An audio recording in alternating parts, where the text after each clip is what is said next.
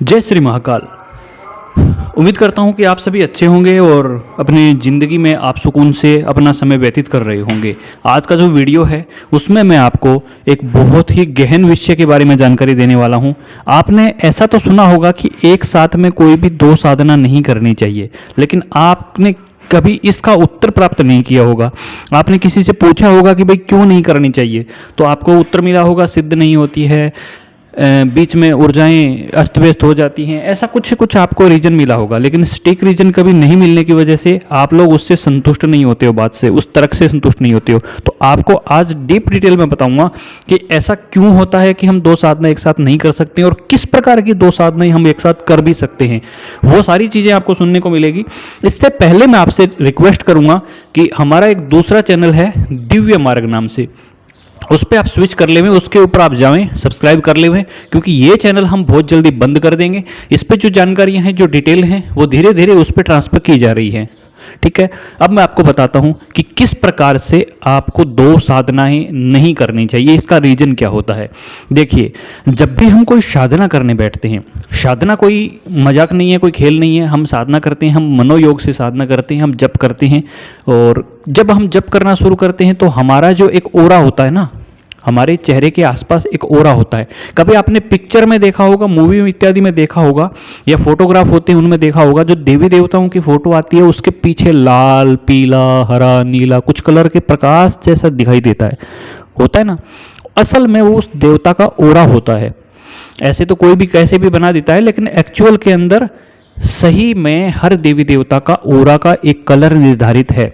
सबका अलग अलग कलर है, सबके अलग अलग ओरा का चक्र होता है। किसी में एक चक्र है, किसी में 5 चक्र हैं, किसी में 7 चक्र होते हैं, अलग अलग ओरा के चक्र भी होते हैं उनमें।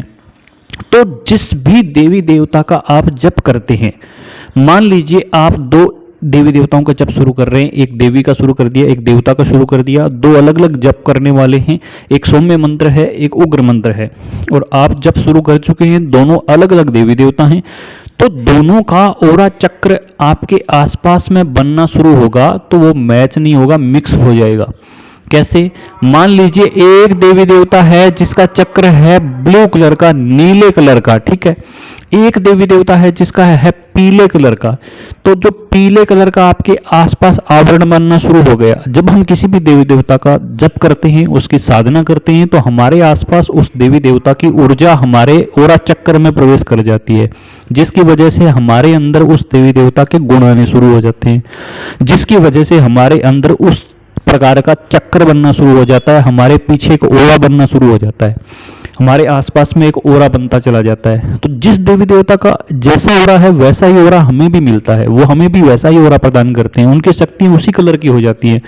तो जब हमारे आसपास एक ओरा बनना शुरू होता है तो क्या होता है, मान लीजिए आप जप कर रहे थे, उस देव या देवी का कलर था, ओरा का कलर था ब्लू कलर, नीला कलर, और दूसरे देवी देवता का आप अचानक साधना शुरू कर दिए, उसका है पीला कलर।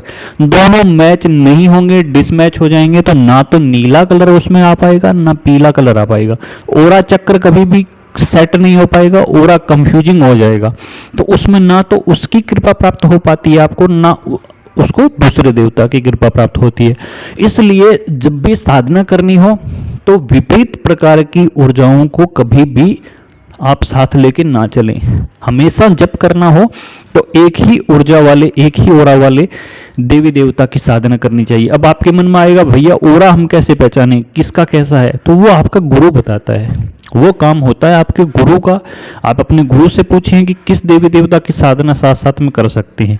अब जिस भी देवी देवता का ओरा एक जैसा है, उसकी साधना, उसके गुणात्मक रूप एक जैसे हैं, उनकी साधना आप साथ साथ में भी कर सकते हैं।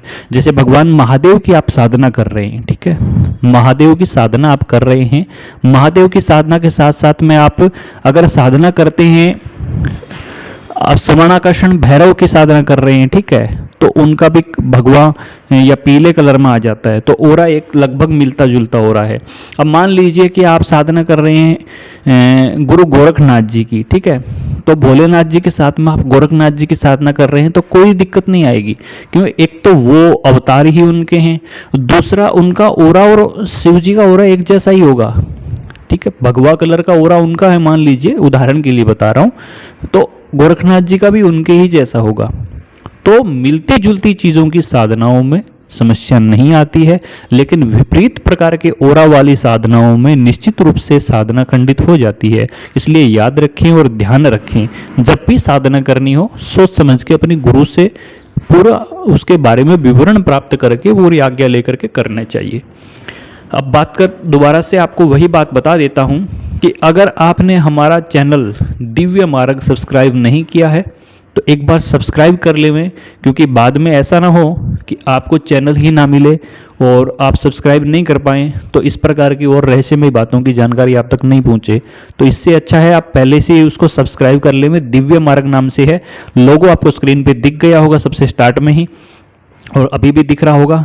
तो इस प्रकार का लोगो है, आप जाओगे DIVYA स्पेस MARG दिव्य मार्ग आप सर्च करोगे आपको मिल जाएगा। ब्लैक कलर में लोगो है, हिंदी में दिव्य मार्ग लिखा हुआ है। जय श्री महाकाल, जय माता दी।